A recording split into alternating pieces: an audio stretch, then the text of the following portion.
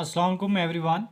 आज जो हमारा नेक्स्ट सेल ऑर्गेनेलिस है वो है गाल्जी बॉडीज़। अब जब हम गाल्जी बॉडीज़ की बात करते हैं तो गाल्जी बॉडीज़ एक flattened sac like membranic cell organelles है जो सिर्फ और सिर्फ जो है वो एनिमल सेल में पाया जाता है, जबकि प्लांट सेल में जो है वो ये एब्सेंट होता है। अब आप देखें कि इस गाल्जी बॉडीज़ की डिफिनेशन से आपको प्लांट और एनिमल्स के दरमियान एक डिफरेंस भी नज़र आ रहा है, और वो डिफरेंस ये है कि हमारे पास जो एनिमल सेल हैं इसके अंदर जो है वो गाल्जी बॉडीज़ पाई जाती है, और जबकि हमारे पास जो प्लांट सेल हैं उनके अंदर जो है वो गाल्जी बॉडीज़ पाई नहीं जाती। अब हम सबसे पहले गाल्जी बॉडी की पोजीशन की बात करते हैं कि पोजीशन के लिहाज से जो गाल्जी बॉडीज़ है ये एक सेल में कहाँ पे पाई जाती हैं। तो आप देखें ये आपके पास एक एनिमल सेल है। एनिमल सेल में ये सबसे बाहर वाली बाउंड्री सेल मेम्ब्रेन है। ये रीजन आपको जो नज़र आ रहा है ये साइटोप्लाज्म है, और ये आपको जो राउंडेड स्ट्रक्चर नज़र आ रही है ये न्यूक्लियस है। अब यहाँ पे आप देखें कि ये जो एक सेल का जो साइटोप्लाज्म है इसमें भी आपको एक ट्यूब्यूल लाइक जो वो आपको एक नेटवर्क नज़र आता है। इस ट्यूब्यूल लाइक नेटवर्क को आप एंडोप्लाज्मिक रेटिकुलम का नाम देते हैं। इस एंडोप्लाज्मिक रेटिकुलम की फ्रंट के ऊपर नियर द सेल मेम्ब्रेन आपको एक flattened membranous sac like cell organelles नज़र आएगा। इसको हम नाम देते हैं गाल्जी बॉडीज़ का। इसको हम गाल्जी बॉडीज़ का नाम देते हैं। अब आपके सामने जो एंडोप्लाज्मिक रेटिकुलम है इसमें ये जो आपको मेम्ब्रेन इनक्लोज स्पेस नज़र आ रही है इसको हम सिस्टर्ने का नाम देते हैं। सेम इसी तरह ये जो गाल्जी बॉडीज़ है इस गाल्जी बॉडीज़ में भी ये जो आपको फ्लैटेंड मेम्ब्रेनिक सैक नज़र आते हैं इनको भी हम जो है वो सिस्टर्ने का नाम देते हैं। इट्स मीन यानी कि सिस्टर्ने एंडोप्लाज्मिक रेटिकुलम का भी हिस्सा है और गाल्जी बॉडीज़ का भी जो है वो हिस्सा है। मेन डिफरेंस आपने याद रखना है एंडोप्लाज्मिक रेटिकुलम की सिस्टर्ने और गाल्जी बॉडीज़ के सिस्टर्ने के दरमियान, वो ये है कि यहाँ पे आप देखें कि ये जो सिस्टर्ने हैं एंडोप्लाज्मिक रेटिकुलम के ये एक दूसरे के साथ जो है वो कनेक्टेड होते हैं, ठीक है। लेकिन ये जो हमारे पास गाल्जी बॉडीज़ के जो सिस्टर्ने हैं इनमें किसी किस्म का कोई भी जो है वो कनेक्शन मौजूद नहीं है। अब हम बात करेंगे इस गाल्जी बॉडीज़ की डिस्कवरी की। तो गाल्जी बॉडीज़ को सबसे पहले एक इटालियन साइंटिस्ट जिसका नाम है कैमिलियो गाल्जी, इस कैमिलियो गाल्जी ने सबसे पहले गाल्जी बॉडीज़ को 1898 के अंदर जो है वो डिस्कवर किया था। और जिस ऑर्गेनिज्म से इसने डिस्कवर किया था वो कैट था, और कैट के जिस सेल से इसने गाल्जी बॉडीज़ को डिस्कवर किया वो नर्व सेल था। तो कैट के नर्व सेल से सबसे पहले कैमिलियो गाल्जी ने इस सेल ऑर्गेनेलिस को जो है वो डिस्कवर किया था। उसके बाद हम इस गाल्जी बॉडीज़ की कंपोजिशन की बात करते हैं। तो केमिकली जो गाल्जी बॉडीज़ है ये तीन चीज़ों से मिलकर बना है। एक प्रोटीन है, इसके अलावा इसमें लिपिड होती हैं, और इसके अलावा इसमें जो है वो एंजाइम होती हैं। उसके बाद हम इस गाल्जी बॉडीज़ की स्ट्रक्चर की बात करते हैं। तो गाल्जी बॉडीज़ की स्ट्रक्चर की बात करें तो इसमें दो चीज़ों को मैं एक्सप्लेन करूँगा। एक तो सिस्टर्ने को और दूसरा जो है वो वेसिकल को। अगर हम सिस्टर्ने की बात करें तो इससे पहले भी मैं सिस्टर्ने के बारे में आपको बता चुका हूँ कि सिस्टर्ने ये stack of flattened membrane bounded sac हैं जिनको हम नाम देते हैं सिस्टर्ने का। और सिस्टर्ने एंडोप्लाज्मिक रेटिकुलम के सिस्टर्ने और गाल्जी बॉडीज़ के सिस्टर्ने के दरमियान मैंने डिफरेंस भी बताया था कि एंडोप्लाज्मिक रेटिकुलम की जो सिस्टर्ने हैं ये एक दूसरे के साथ जो है वो फिजिकली लिंक की होते हैं, और जबकि गाल्जी बॉडीज़ के सिस्टर्ने के दरमियान किसी किस्म का कोई भी जो है वो फिजिकली एंड केमिकली जो है वो कोई लिंक नहीं होता। अब हम यहाँ पे नेक्स्ट पेज के अंदर जो है वो इस सिस्टर्ने और वेसिकल दोनों को जो है वो डिटेल के अंदर जो है वो डिस्कस करने जा रहे हैं।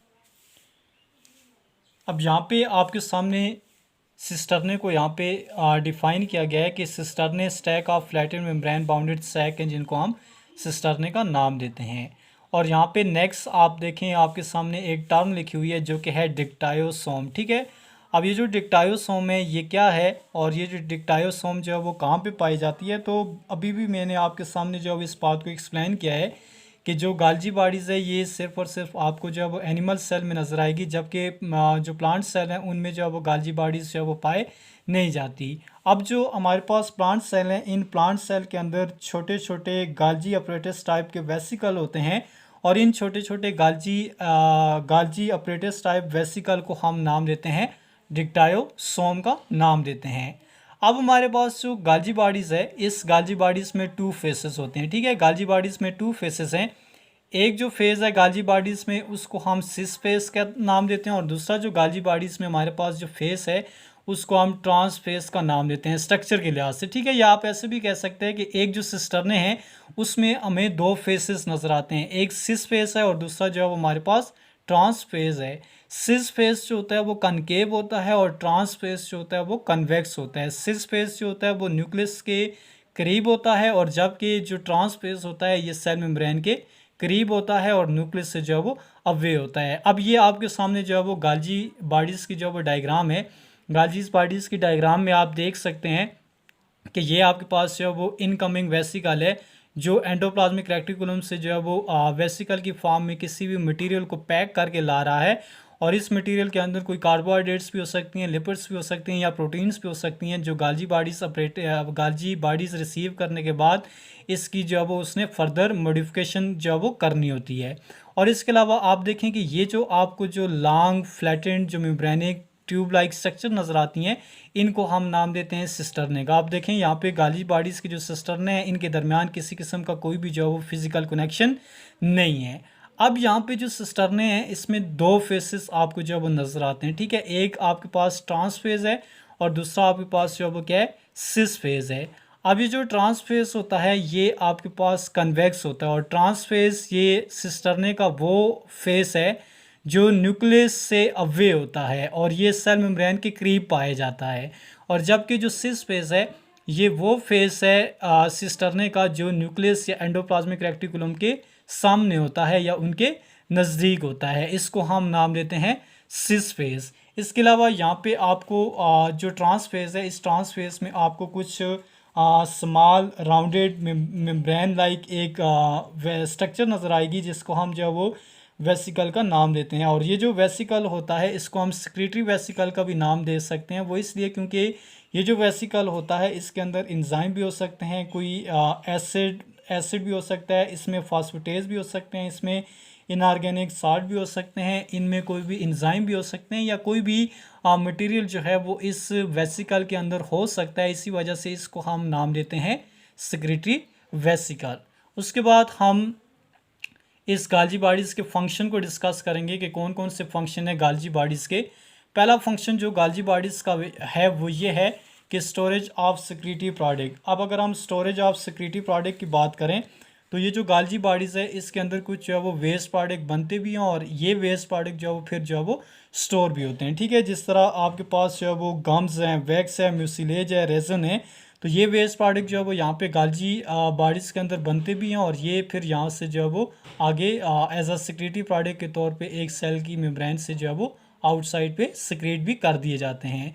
दूसरा जो फंक्शन है गाल्जी बॉडीज़ का वो ये है कि मॉडिफिकेशन ऑफ प्रोडक्ट, कि ये जो गाल्जी बॉडीज़ है ये एक प्रोडक्ट की मॉडिफिकेशन के अंदर भी इन्वॉल्व है। मॉडिफिकेशन कैसे करता है आप देखें यहाँ पे ये आपको एक इनकमिंग वेसिकल नज़र आ रहा है। ये इनकमिंग वेसिकल एंडोप्लाज्मिक रेटिकुलम से जो है वो वेसिकल की फॉर्म में आ रहा होता है और इस वेसिकल के अंदर मैंने कहा कोई भी प्रोटीन हो सकती है, कार्बोहाइड्रेट्स हो सकती है और इस वेसिकल में जो प्रोडक्ट होगी वो जब इस गाल्जी अपरेटिस या गाल्जी बॉडीज़ को रिसीव होगी तो गाल्जी अपरेटिस या गाल्जी बॉडीज़ इसकी जो है वो मॉडिफिकेशन करेगा। जिस तरह मिसाल के तौर पे ये जो हमारे पास रफ एंडोप्लाज्मिक रेटिकुलम है उसके ल्यूमेन में बनने वाली कोई भी जो प्रोटीन होती है वो इनिशियली प्राइमरी स्ट्रक्चर के ऊपर जो है वो मुश्तमिल होती है और जब वो प्रोटीन जो है वो वेसिकल की फॉर्म में गाल्जी बॉडीज़ को रिसीव होती है तो गाल्जी बॉडीज़ जो है वो उस प्रोटीन को आगे या तो सेकेंडरी में या टर्शरी में या फिर क्वाटरनरी स्ट्रक्चर में जो है वो क्या करता है, मॉडिफाई करता है। और इसके अलावा मिथाइलेशन, कार्बोक्सिलेशन, ये तमाम की तमाम मॉडिफिकेशन जो है वो